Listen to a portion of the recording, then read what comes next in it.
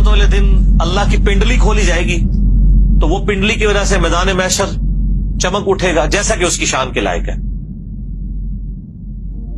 تو جو دنیا میں اللہ تعالیٰ کو سجدہ کیا کرتے تھے نا، تو وہ بے ساختہ اللہ کے سامنے سجدے میں گر پڑے۔